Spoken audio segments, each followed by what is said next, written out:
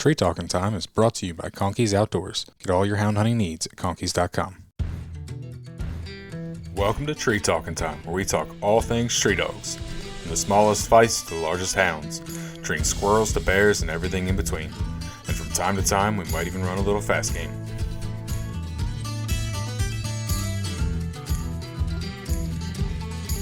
I got Bama from Mike Winston, and I owe a lot of what I've learned so far to Mike, because he's the one that introduced me to hunting with dogs. Okay. I mean, from beagles to coon dogs, like I owe so much to Mike and Rhonda. Like, they amazing people.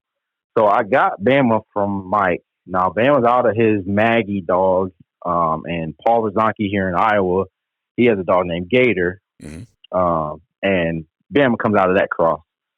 So I had never coon hunted before, but I went with Maggie one night, and Mike took me. And I tell you what, I was hooked, really. You know, I'd never been, like, just say coon hunting at night, and I'm like, so how do y'all see?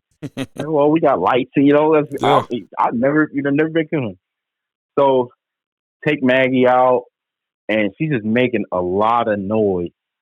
And I'm like, is something got a hold of this dog? Like, is the dog okay? Like, what?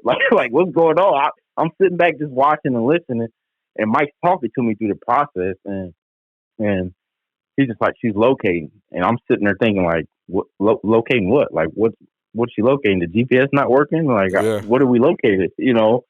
So Maggie just loaded up, and I can remember it so clear in my head. She had a long ball mouth, and she would bark once. And Mike said, yeah, she's loading up on the tree. And then she would have a long ball mouth, and she would bark twice. And then she just rolled it over to a chop, and she just let him up. Like, she's treed. Nice. I'm like, oh, okay. What do we do now? You know what I mean? Again, this is my first time ever going coon hunting. So I'm following Mike, and I had a little headlamp. You know, I'm tripping over every stick, log, down tree in the woods. I can't hardly see nothing.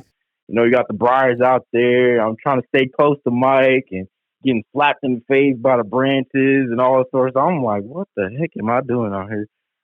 So we get to the tree, and Maggie's still just topping them all. I mean, just rolling. And Mike shines his light up there, and all I see was two eyes up there.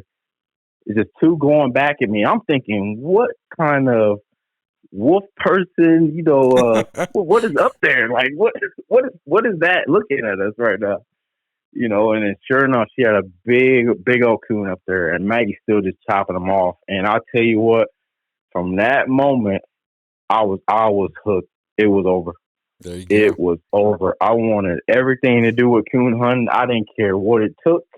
I didn't care how long it was going to take. Nothing. I wanted a piece of this. Mm-hmm. And like I said, that really just hooked me. It hooked me. Well, you went with a pretty good dog, I was a goner for sure. I was a goner. I was definitely a goner. Yep. So like I said, Bama's out of that, and so again, I'm still a young trainer. Like, Mike teaching me, I talk to him every single day, and we just built that good relationship. So I had Bama. Bama really didn't start till he was close to like 16 months old. Okay. You know. And I'm thinking, you know, what's going on? What am I doing wrong? Is this not working? I figured he had been started by now, but I learned that sometimes the leopards, they start a little bit slower than other dogs. Mm-hmm. Some can, you know. But Bama would tree squirrels. That's what I was going to say. He was treeing squirrels. I thought he was treeing squirrels pretty early. Yeah, he would tree squirrels at 6 months old. Okay. He would tree squirrels at 6 months old, and I started on just a little squirrel tail in my backyard. Before I would feed him, I would literally just, you know, drag the squirrel tail around, rub it up the tree, and he would go over there and bark at it. It wasn't crazy. He wasn't blowing the top off or nothing, but he knew enough of what the squirrel was. Mm-hmm. And it didn't matter what you drug for Bama, he would find it. No matter what it was, how tricky you tried to make it, he's going to follow that track, and he's going to find it. So I'm like, perfect. He trees squirrels. Now let's get him on the coon. He's a little bit bigger. Man, I'll tell you, one night we took Bama out, and I was with Mike, and I know Mike will remember this too. We had a coon. We kept trapping coon, you know, just to use for training and releasing them and whatnot. Yeah. So we had another dog just working them on the coon. Bama literally was sit next to the coon cage, The other dog on the other side just going nuts.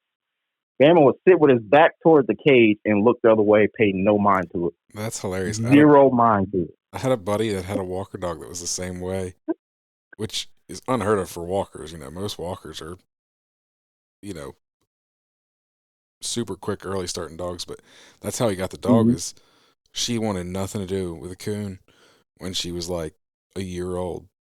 And Yeah. then all of a sudden, like you said, year and a half old, it was like a light switch flipped on. Mm-hmm.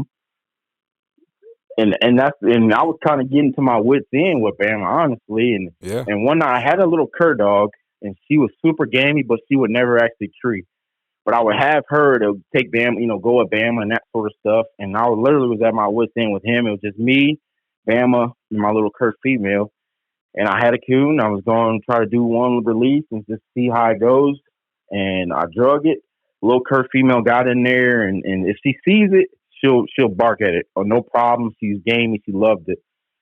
But Bama, I was watching him, and he tried. If you could picture the coon there, Bama tried to stretch his neck out as far as he could without actually getting close to the cage. Mm-hmm. And that coon turned around and snapped at Bama one time. And you say that light switch went off.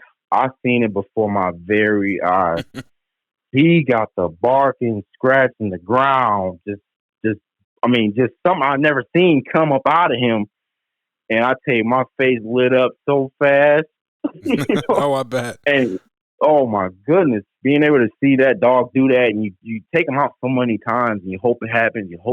You're putting all these hours and trying to make them into something, and for you to actually see it happen right before your eyes. And ever since that day, he never went backwards. It literally was just a straight line up with him. Yeah, that's awesome. Now, is coon hunting what you first got started in with running dogs? No, I never actually ran dogs until I was in my early 20s. Mm-hmm. Now, we rabbit hunted a lot. Like my dad, my papa, my little brothers, like we would always rabbit hunt.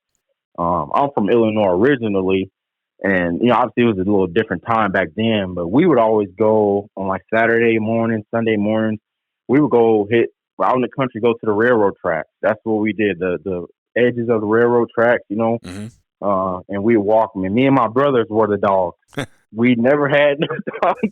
We were the dogs. But yeah, you got to get in there. You got to, shake that tree. You got to, kick those bushes and get the rabbits to come out. And we never actually was able to carry guns till we got a little bit bigger. We had hunt rabbits for a long time. So I always had the bug for rabbit hunting, and that's kind of how I got into beagles. But yeah, we never had dogs, and I think it helped, because I had to figure out where the rabbit's going to be. Yeah. You start learning real quick where they like to hide, where they like to be. If you don't get enough thorns in you from walking through there, you'd be all right. So did you get beagles first, or did you get Bama I did. First? Okay. Yep, I got beagles first. How long have you been around beagles? That's almost coming up on a decade now, I would say. Close to almost 10 years or so. Okay, so you had beagles for a couple years then before you got Bama. Yeah, it was fairly kind of around the same. The main pack that I had is around the same age as Bama. They're just a little bit younger than him, or a little bit older than him. So I kind of had these dogs around the same time. And even then, I had never really trained a rabbit dog. Again, I got so much, respect for Mike Lansing again, because he was the one I was calling trying to figure out how to train a bunch of beagles. Yeah. I had two at the time. I didn't know. But I just knew that if you kept taking them, you kept working them, eventually something was going to happen. Good, bad, or indifferent, something was going to happen. And we just kind of fell in love with it. Nice. So you got started all kind of right at the same time then, with beagles, coonhounds, everything. Yeah, I was ate up with it. Like I said, we always hunted rabbits, so I knew it was something. And I was, dinking around on YouTube a lot back then, just trying to figure out how to do it. And again, I knew, if I tried enough, if I showed the dogs the rabbits, and I always start them on like a rabbit foot. That's all I could afford at the time, especially, if a rabbit got run over in the city or something like that. probably thought I was crazy. They see me hop out my car, run over there, try to grab a rabbit's foot, Yeah. off a roadkill rabbit. Hey, But I it's my think every turn. dog man has grabbed some sort of roadkill off the road at some point in their life. And if they haven't, I'm not sure they've ever trained a dog. Hey, that's free training materials, man. And Exactly. man, you can't let it go to waste. Like I ain't never ever had a whole lot of money at the time and stuff like that, so I was trying to think outside the box and use what I could get, Yeah. And I used to have an old pair of shoes, and I took the shoestrings out of that to create me kind of like a rope for the rabbit foot. And I just find a stick in the yard, and I would just have them chase it around and not let them catch it, just to see if they had some safe drive. And Mm-hmm. that's when I started, man. Yeah. Why don't you go ahead and introduce yourself? So I'm Stevie Thomas. We're Bawlin Out Kennels, from Waterloo, Iowa, and live in Waterloo, Iowa. I love leopard dogs, beagles, and pretty much anything to do with dogs. You can count me in. Yep. So what do you enjoy more, the coon hunting or the rabbit hunting? Oh man, Ben, you would ask me that. Ah, they it's different. I say it's very different. Mm-hmm. Now you can take people coon hunting and stuff like that and have a group go, but it's not quite the same as taking a group hunting beagles and rabbit hunting. Yeah. A lot of people are more apt to go during the daytime where they can see and that sort of stuff. And have them running and have a group. You don't necessarily got to be quiet. You can crack jokes. There's a bunch of missing. There's a bunch of, it's a different world. Now I learned with the coon dogs, that's more of an intimate thing to where that's really your hunting buddy. It's you and him, or Mm-hmm. her, and then you can take a few people with you, but, it's very different. It's very different. And I don't know which one I like more.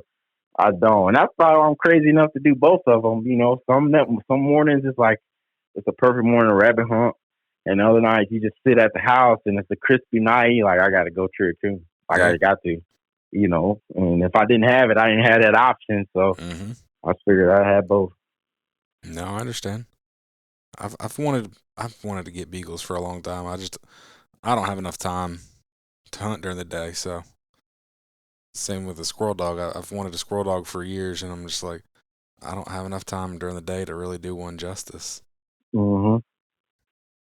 And that's the thing too, is with the coon dogs, to have a really good one, as you know, and I'm learning that it takes a lot of nights in the woods Oh just yeah. with that dog alone, compared to you can take a pack of beagles and take them all at the same time. You know Yep. what I mean? Where you don't necessarily have to run them by themselves. You take a pack and they all get extra. They all get out. It's Mm-hmm. maximize the time, so to speak.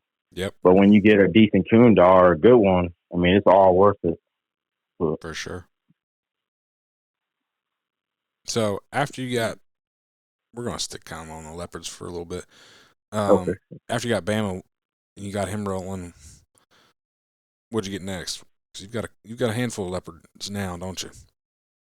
I had more than I did now, but I made a cross between, I actually had Kate. Mm-hmm. Again, Kate I got from Mike also, which was another litter, a different litter out of Maggie.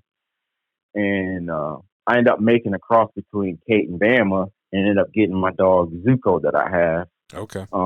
And my buddy Andrew Bray, he has a sister to Zuko down in Illinois. Zuko has some brothers here in Iowa. That litter also is in North Dakota, doing excellent out there too. Mm-hmm. And I got Zuko.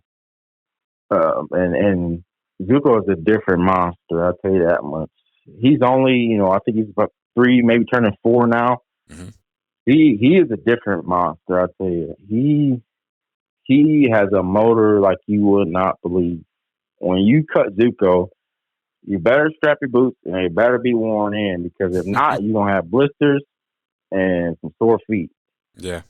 He's a very much a get gone type of dog, and he was so fast when he was little that he was catching coons on the ground. Like I never, and I was talking to people like, this normal? I'm still learning this stuff too. And Yeah. it's like, well, not necessarily, but Zuko would catch. He was catching so many coon on the ground that he wanted to catch them before he actually wanted to start training them. You know, that was his game. He was trying to get in there to catch the coon on the ground. Yeah. And he's always been open, but he started learning if I stay quiet enough, I can sneak up on this thing before it hits the tree. Mm-hmm. And he was just catching them on the ground. I mean, like every night he was catching at least one on the ground. Yeah. You know, and I was talking to Mike about it, and some other people just like, how do I get him out of it? Because I want him to tree too.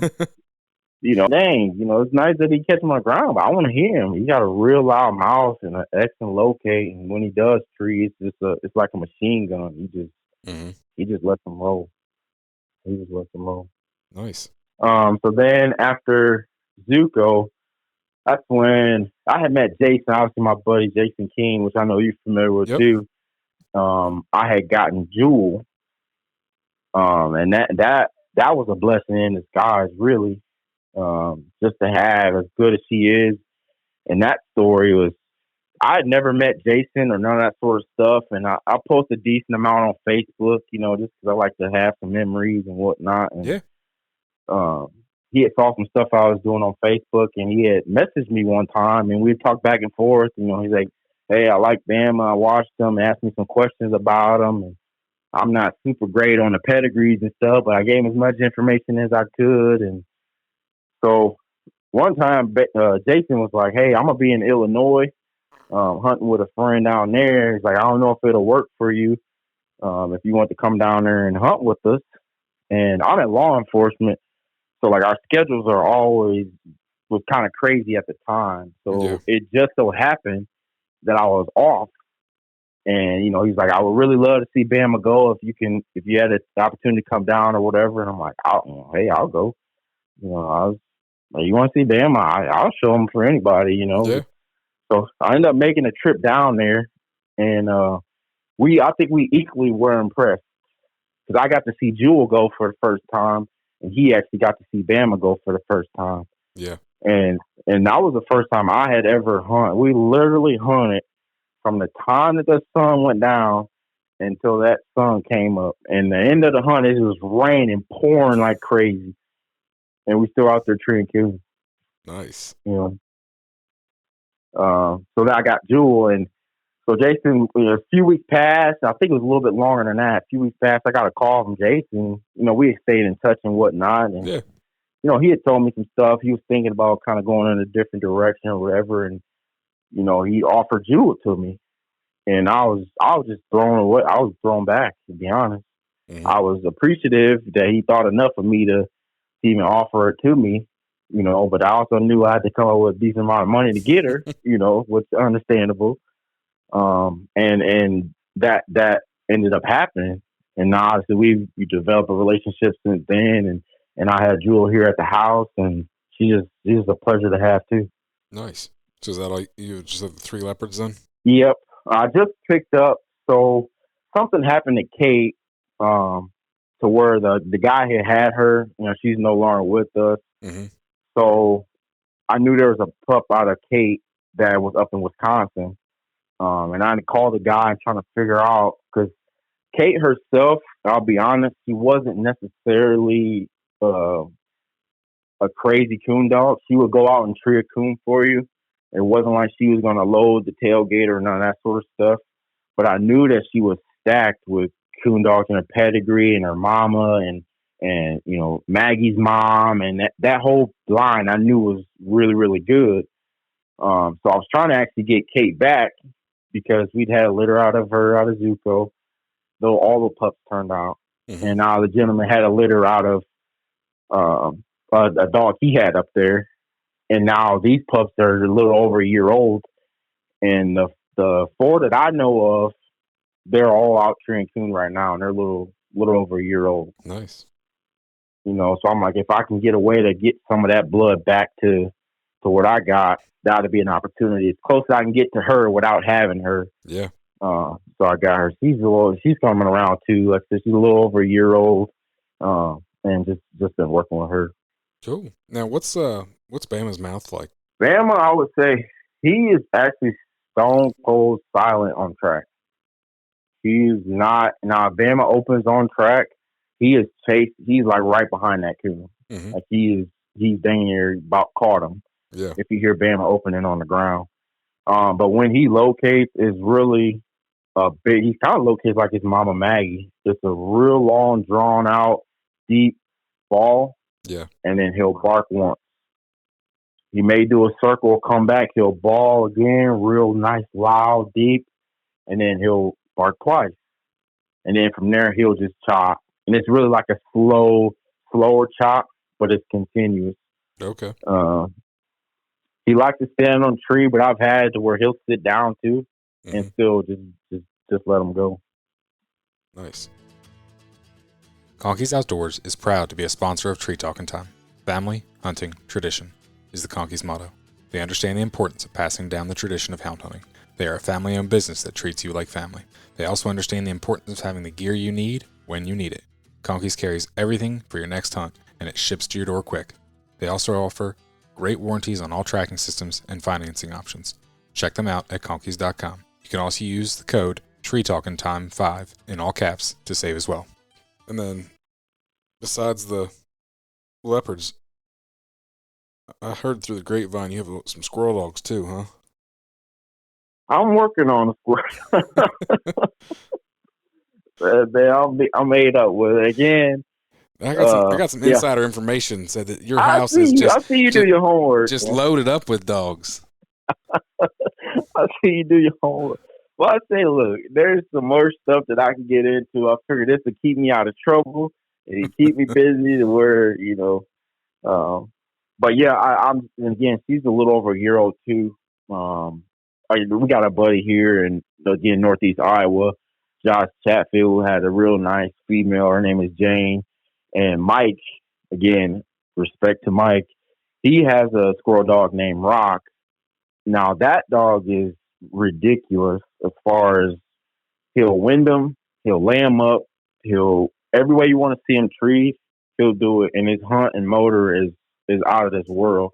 He's a little older now, but he still he'll go. Yeah. And I knew he's like, I'm going to have a cross out of Rock. And that's really what I wanted because Rock is just, he's a really good dog. And Mike is the type of guy, if he has something in his kennel, it's a dog. Yeah. It's 100% a dog. So she's doing really well too. Nice little brindle female. Is that a mountain cur? Yeah, mountain cur. Mm-hmm. Okay. That's what I thought. Rock was mountain cur, but I wasn't 100%. Yep, he is. I forget what the registry is. I think it's OMC. I think that's it. OMCBA. Yeah, there you go. Yep. Yep, he's registered through there. Mm-hmm. Well, especially Mike having leopards, and then you got a black and tan mountain cur. That's why I wasn't 100% sure. Oh, yep. Yeah, Mike loves his squirrel hunt, and again, he introduced me to that too. Squirrel hunt with dogs. Like we would always go when I was little, but it was more so go sit on a log, and wait for squirrels to cut on acorns or something, and harvest them that way. But I never again. A lot of this stuff I learned with dogs is all thanks to him. Yeah. My next pup. That's what I'm going to start on squirrels at least. I'll probably never own I don't want to say never, but I don't see myself owning a straight squirrel dog anytime soon, but I'm going to start the next one I have on squirrels. That's what I do. That's what every leopard I've started, and I've had some mixed in there besides the one that I actually kept. Mm-hmm. I start them all on squirrels. And the reason I learned to do that is you can kind of, it's a confidence builder for them. You can kind of gauge and watch the dog to see if, how confident it is. Mm-hmm. Want to sometimes dump them right on a big old nasty mean coon. Yeah. A squirrel is a little bit gentler for them. It's still really active in the cage and kind of can pull out some of that drive in them. Yep. But then you also get to watch them in the woods during the daytime to actually see how does this dog move in the woods. Is the dog comfortable moving in the woods? Are they running with their head up? Are they running with their head down? Are they checking trees as they're moving through there? You get to see a lot starting them on squirrels. And if they can tree a squirrel, they got a big enough nose to trick you most of the time anyway. Mm-hmm. Now Uh, the last dog that I squirrel hunted, she made a bunch of den trees. I never saw her actually tree a squirrel, and hmm one day we were in the woods and had a squirrel run right behind us, and she come over and walked right through there and never knew it was there, and I kind of laughed. I was like, I always kind of thought, I mean, she'd been coon hunted for years, and Yeah. going from coon to squirrel just never seemed to work. So that's why I said, next one I get, it's gonna get started on squirrels, so that way maybe we can tree a squirrel. Yeah. Yeah. Like I said, I Now don't I'm have a talking. ton of time during the day, but a couple times a year, I'd like to be able to try and get out and squirrel hunt a little bit. You know, my boys are getting older, and my hmm oldest just turned 8, and he wants to go squirrel hunting some. And we just took a big trip, and went to Arkansas, and so we squirrel hunted for a couple of days in Arkansas with some guys down there, and he really enjoyed that. So Oh yeah. Yep. Yeah, it's addictive, man. It's anything with these dogs. I'm just all for it, man. I really yep, am. oh, I'm right there with you. I love it. I'm not much of a deer hunter, but like I went to Virginia and deer hunted with hounds, and I'm like, I could get into this if I lived down here. Like Yeah. going and sitting in a deer stand has no allure to me, but going and sitting in a deer stand with a pack of hounds running around, yeah, I could probably do that. Yeah. Yeah. And I think some of them guys are lucky down there that they allow that. You do that up here, you got a world of trouble. Oh, You know, same here. I was man, I was pretty big. Obviously, we got a lot of big whitetails to get, harvested here, and people are crazy about it, which I completely understand. But yeah, you let them dogs and somebody see them dogs running deer like that, oh, you're gonna have an issue. Oh yeah, same here. Well, and for years, for a very long time, I don't know when it changed, but I know 15, 20. Let me think here. I got my first hunting license probably like 18 or 19 years ago. And I remember reading it in the regulation book at that point in time. If a dog was running a big game animal, you were Mm-hmm. allowed to shoot it. So, Really? yep. So, Mm. that is They're not the lucky. case anymore, but And there's I'm still some of like that you to where mentality. I can, yeah, and I can sit. I deer hunt a little bit. I'm just getting more into it, but most of the time I find myself sitting up there thinking about, man, I could be running dogs right now. Yeah, Like, that's my problem. and that's when you see all the squirrels and you see rat. You see everything while you can't actually hunt them. Exactly. No, I'm the same way. So, I don't know much about beagles other than the fact that they run rabbits, but tell me something about your beagles. Like you can talk about breeding. I won't have any interesting commentary here because I mean leopard dogs. I know leopard dogs, but maybe somebody out there would appreciate something about a beagle because I don't know nothing about them. So tell me something about your beagles. Oh man, I run, I run a lot of my stuff goes back to some of the Branko bred dogs. Okay. That's a decent name in the beagle world. Actually, I I do see know that. that name. Okay, yep, yep. A lot of my stuff goes back to some of that, Hmm.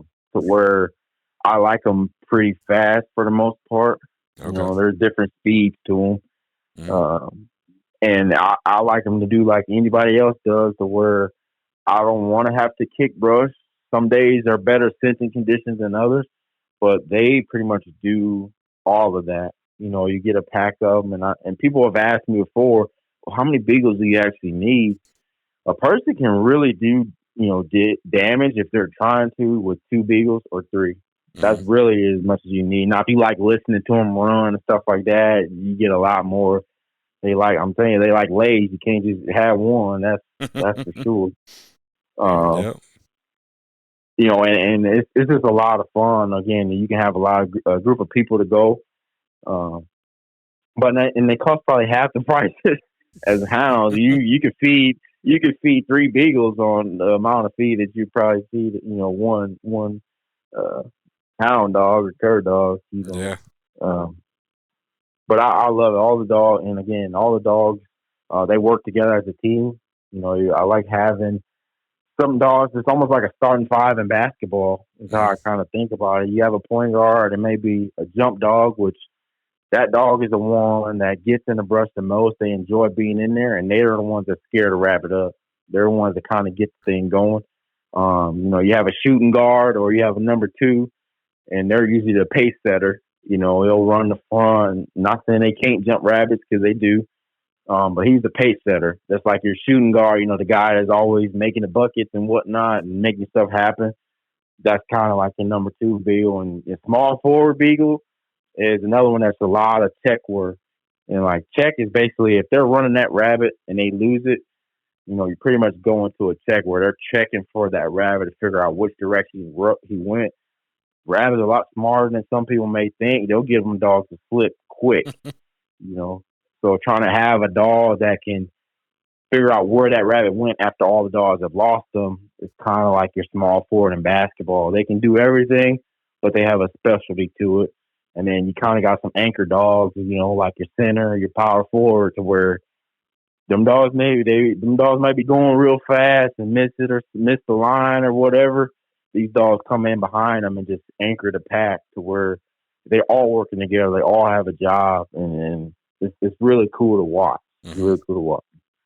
Nah, I haven't hunted with a pack of beagles like that. A couple times the only times I've ever been out with beagles have been some beagle field trials, and so you're Hmm. hunting a bunch of dogs that don't know each other together, and so it's not quite the pack dynamic like you're describing, but I have bear hunted with hounds and seen that where, like you said, it's like a team that everyone's got their role in it. They have strengths and weaknesses, and Yeah, so. yeah, and they all play off of each other and Hmm. work on you. And some people may know or not know that rabbit's going to run a circle. That's what they do. Hmm. And you're really trying to, as you as a hunter, listen to these dogs, working with them, and trying to cut that circle in half, figure out where he likes to go. More times than not, they'll run. If you keep them running decent, they'll run two or three circles very close to the spot that they jumped them at. Hmm. So I always try to teach people when I do like mentorship hunts with some youth and stuff like that. You have a better chance of going right to where they jumped that rabbit at because he's going to try to get back there at some point in time. Okay. Um, and that'll allow them, the kids or the hunter to get a shot on them. Hmm. Like I said, we jumped, shot rabbits for the longest time. The dogs just really allow you more opportunities. You can kick the brush yourself, but you might only get one or two shots on them. That rabbit's gone, and you got to go try to scare up another one. The Yeah, dogs kind of keep them going a little bit. makes sense. Now, do you trial your beagles? I did. That was when my work schedule was a little bit cleaner then than it was now. But I had my best male I've had. He just passed this spring. He was a hunting beagle champ, and I did some of that stuff. It was fun. Not even just with the beagles, but the leopards too. Yeah. And these dogs have really allowed me to meet. Oh my goodness, meet some of the best people, some of my best friends. I've found through dogs. I mean, Hmm. you talking about obviously. I mentioned Mike Lansing. I mean, we got Tori Wise here in Iowa. We got Nick Welch. We got, Andrew and Dave Bray. You got those guys. Mr. Vince Edwards in Illinois. Again, it allowed me to meet him and Ryan Elson here in Iowa. There's just so many. Jason Stufflebeam, Jason King, all the way out in Virginia. Yep. They allowed me to meet so many great people. It was just amazing. Oh, for sure. Now, with your leopards, you and Bama have won quite a few things, haven't you? Yeah, it's been more so in the NKC world. Yeah. We have an NKC club here in Alta Vista, Iowa, and I just love that club. The guys there are so cool, and I never tried before. It was never really something I was into. But Bama's a night champ in NKC world. He had some wins in UKC. Hmm. I just never really took hold to it like that. Um, Now I made a promise to Jason when I got Jewel. She just needed a few more wins for her to be a Grand Knight. Yeah. That's when I really started going more competition wise. Okay. I'm just more so like a pleasure type of hunter where I enjoy Mm-hmm. doing it, but I understand the place of competition. It's fun, Mm-hmm. but it ain't for everybody. I tell you that it ain't for me really. There's a Gotcha. lot that goes on there that man I don't know. Some of the tricks and stuff that you can do in some of them trials, and I've learned not always the best dog wins. Yeah, that's for You sure. know, It's a combination between handler and dog. That's for sure. yeah, yeah, yeah. But like I said, I can see a place for it. But yeah, Bama is pretty much just my pleasure dog, and that's that's pretty much how he was trained. And to be honest, I kind of think when I first started training him that I may have done him a disservice. And the reason I say that, like I never had a lot of, especially when I first started, I never had a lot of money, to buy a GPS collar and all that sort of stuff. So I would, for some of my beagles, you would run cattle bells on them just so you can hear them. Yeah. That's what I had on Bama, and he was hunting pretty big, did too. It's like you can't hear it as much as you want to. And I scrounged up a few little dollars and I got a little tracking collar, but it only go out to about 600 yards. And that was it. And that was in the open field, 600 yards. You talking about through the timber, you probably got about 200. That's as much as you got. So I kind of had to keep them fairly close. Yeah. But that also allowed him to where, what I love about Bama, he will cut up a piece of wood. I mean, Mike always taught me it's really about up where we're at anyway, coons per acre. Mm-hmm. Because we're in Iowa, we hunt a lot of square patches, 40-acre patch, 50, some, creek runs and stuff like that. There's so many coon here that you still got to have a dog smart enough to tree them because they'll start slick treeing because their coon climb all night long here. Yeah. If you don't have one that has the brains to figure it out, they're gonna slick tree a lot. But there'll be a patch of woods. It's nothing to go in there and have 10 coons moving around in a 40-acre patch of woods. Mm-hmm. It's just me and Bama. We were actually hide hunting a lot when he first was younger. Uh, Man, he would dang near tree every coon in there. Mm-hmm. It's been times to where I, harvested a coon, starting to skin him out and cut Bama loose. And that was another thing with him. I can send him on. If you shoot the coon, he'll fight a little bit. And I can just tell him, hey, let's go. And he'll go on. And before you done skin that coon, if there's coon in there, oh, he's going to have another one tree. There's been times where I'm literally carrying 5 half-skinned coons through the woods trying to keep up with this dog. Yeah. Bam, I had to tie him back. He was like, I wasn't that in shape. Mm-hmm. That's awesome. I wish coon hides were worth a little more than what they are now. I mean, I'm not saying I wish they were super high because with that comes everybody wants to have a coon dog and everybody wants to be a trapper, but I wish they were worth a little bit more worth actually skinning them out and maybe worth where you can make a little bit of money on some dog food. Right.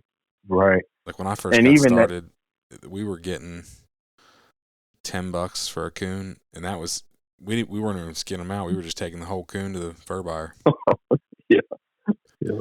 So. And it kind of, when I first started, it's kind of like that. You could probably get $7 or $8, but especially in Iowa, there's so many. If you hunted enough, and at that time I was hunting dang near every night. You hunted enough, you kind of make it. It's a lot of work, but you kind of make it back a little bit more than you would now. Like you're saying, and they ain't hardly worth. Sadly, they ain't hardly worth messing with, really.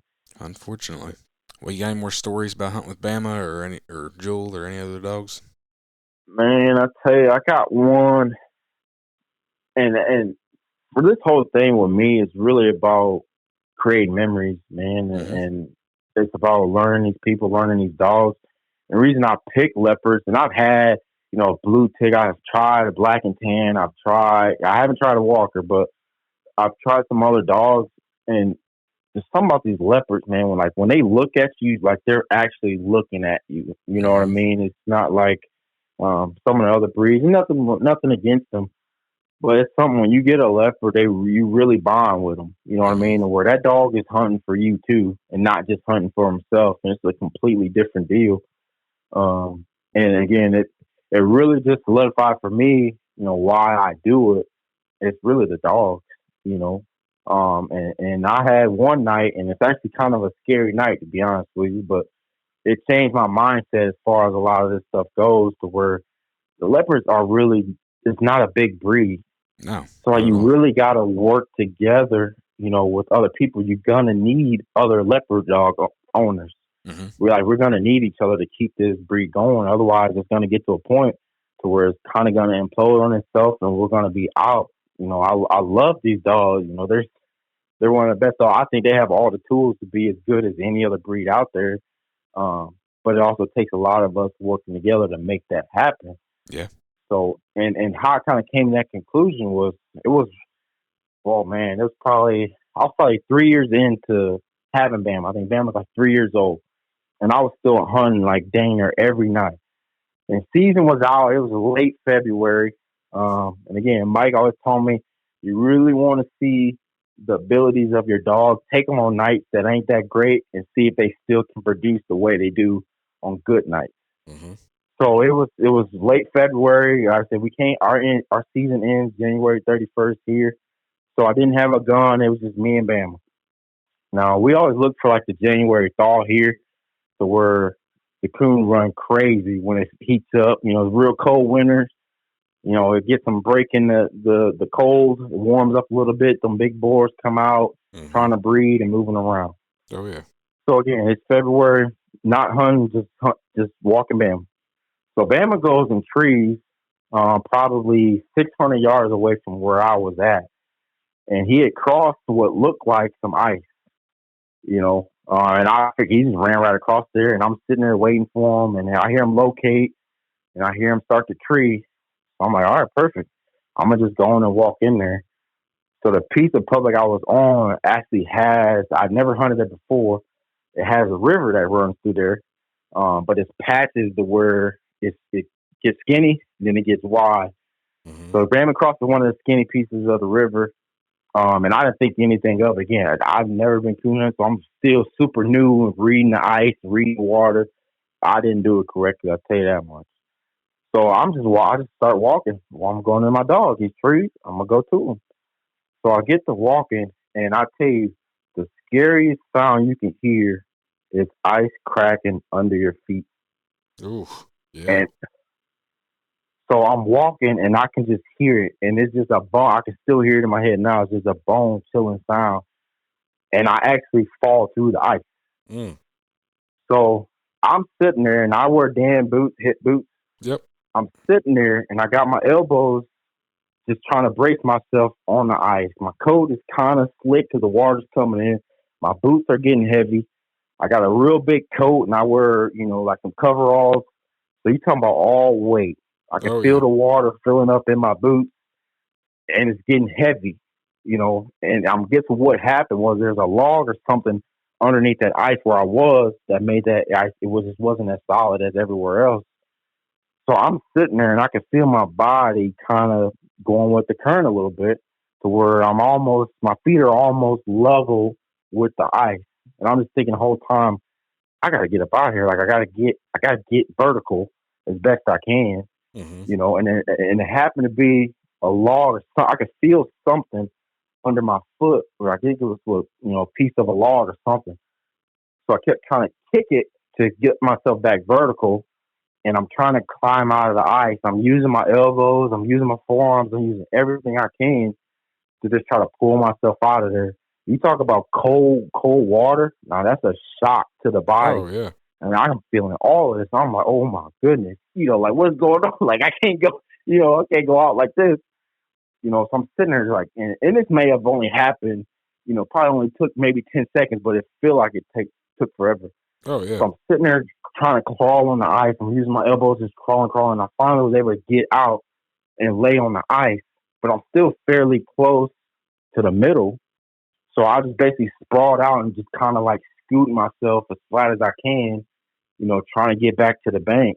And the only reason I figured that, I don't know if you remember the old show, Man versus Wild, with Bear Grylls or Yep. whatever, and I've seen him do some of that stuff. That's the only thing I'm thinking about. It's like, and when I finally got to the bank, though, I just kind of sat there for a minute, and I knew I had to get out of my boots. I knew I had to take the coveralls off.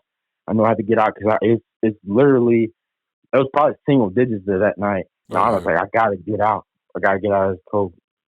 So I'm about a mile in there from where, and lucky with Bama, I call him, yelling to him, and I hear him stop treeing, which is hard to do. And he comes to me, and we walk back out to the truck. But it was kind of like that moment to where it's like, what do I really want to be remembered for? Because I hunt most of the time by myself. I hunt on public land. Yeah. I love these dogs, and what do I want to be remembered for? And that's when I really start kind of recording the stuff that I do with the dogs. And it's never to show like my dog is better than yours or this or that. It's like if something were to ever happen to me, I want to be able to share the thing that I love with more people. If that Yep. makes any sense. Oh yeah. I just want to share it. Again, this leopard breed is so small that you almost need a team to actually keep this thing going. But I truly believe they got all the abilities any other dog, any other breed has. You just got to find the people to showcase it. Mm-hmm. Man, that's a crazy story, and I'm glad you're able to get yourself out of there, man. That's terrifying. Man, it's even scary because usually I have the rifle and I'll swing it, across my back. I'm thinking like if I would have had it, who knows? It probably would have got caught under the piece of ice and get stuck. I'm just very thankful. That's more so what I'm just super thankful. And it's like again, well, how do I want to be remembered if something were to happen to me? And it's really being part of these leopard dogs and the people I've met. It's really sparked. That's why I try to share it with as many people as I can. Yep. Because again, you just never know. For sure. So, well, Steve, you got anything else? Oh man, I appreciate the opportunity, man. I really do, and looking forward to putting some stuff together. Trying to create a team, and if there's more people out there to literally to promote these leopard dogs, I want to work with you. I don't care Yeah. who you are, where you come from. Like I really don't. I think there's a few people that we see in this breed. You almost got to have in that team. You got to have a person that's competitive. You got to have somebody that's trying to push the dogs and put the best product out there and promote them best you can. But you also got to have somebody who's a little ambitious to try some outlandish. You know what I mean? Sometimes you got to make a cross that maybe on paper don't necessarily make a whole lot of sense, but could be everything that we're missing. So I don't care who you are, where you're from. I just want to work with you and try to make these dogs as best as we can because I just truly love them that much to where I don't want to see them disappear. Yeah. Well, I appreciate you taking the time to talk to me tonight. No, I appreciate you, Ben. I really do, man. It's an honor. I listen to all your podcasts, stuff like that, and you gave me a call. I still got chills right now. I couldn't believe it. So I truly appreciate you, man. You can find me on Facebook and Instagram at Tree Talking Media. And until next time, keep them talking in the timber.